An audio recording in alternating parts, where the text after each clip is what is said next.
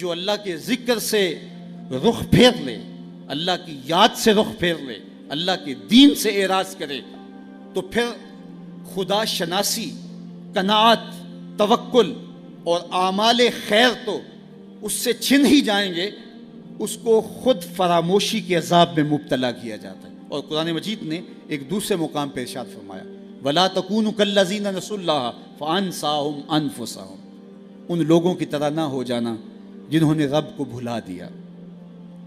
وہ بھول گئے، اپنے رب کو بھول گئے، غفلت ایسی طاری ہوئی، سویر سے لے کر شام تک اور شام سے سویر تک دنیا دنیا اور دنیا ہی مقصد حیات بن گیا۔ دنیا میں آئے کس لیے تھے، مقصد کیا تھا، بھول گئے۔ میلہ دیکھنے کے لیے آئے تھے، گھر کا راستہ بھول گئے۔ اللہ اکبر۔ تو فرمایا تم ان لوگوں کی طرح نہ ہو جانا۔ پھر اللہ نے انہیں سزا کیا دی، رزق کے دروازے بند کر دیے؟ نہیں۔ ان کی سانسیں چھین لی؟ نہیں۔ سورج کو حکم دے دیا اس کے آنگن میں روشنی نہ بھیجنا؟ نہیں۔ چاند کو چاندنی بکھیرنے سے روک دیا؟ نہیں۔ آب و ہوا روک دی گئی؟ نہیں۔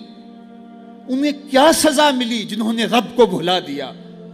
فرمایا فَأَنسَاهُمْ أَنفُسَهُمْ، اللہ نے انہیں ان کی ذاتوں سے انہیں بے خبر کر دیا۔ جو خدا فراموش ہوئے وہ خود فراموش ہو گئے، انہیں اپنے آپ سے ہی آگاہی نہ رہی۔ اور مجھے بتاؤ، جسے یہ بھی نہ پتا ہو کہ میں کون ہوں، اپنی شناخت جو بھول جائے، اس کے پلے ہوتا کیا ہے؟ اقبال نے کہا تھا نا، اپنے من میں ڈوب کر پاجا سراغ زندگی، تو میرا نہیں بنتا تو نہ بن، اپنا تو بن۔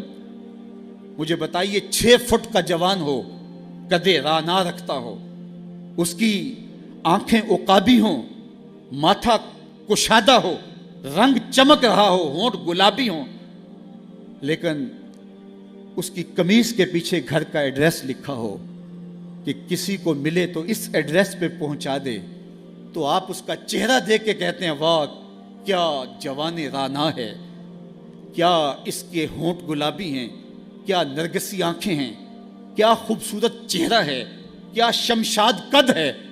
لیکن اچانک نظر پڑی تو اس کے گھر کا ایڈریس اس کی قمیص کے پیچھے لکھا تھا۔ آپ نے کہا میں نے دور سے دیکھا، اس کا تو توازن عقلی ہی ٹھیک نہیں، یہ تو بیچارہ جو ہے وہ پاگل ہے۔ تو قد کاٹ ہونے کے باوجود گھر کا ایڈریس پیچھے لکھ دیا گیا، تو اب ہر کوئی سمجھتا ہے کہ یہ بیچارہ فہم و ادراک کے نور سے خالی ہے۔ قد رانا پہ ترس آنے لگ جاتا ہے، اور وہ آنکھیں جن میں ڈوب جانے کو، جھیل جیسی آنکھوں میں غوطہ لگانے کو جی چاہتا تھا، تو اب ترس آنے لگ جاتا ہے کہ یہ بیچارہ تو خود فراموش ہے۔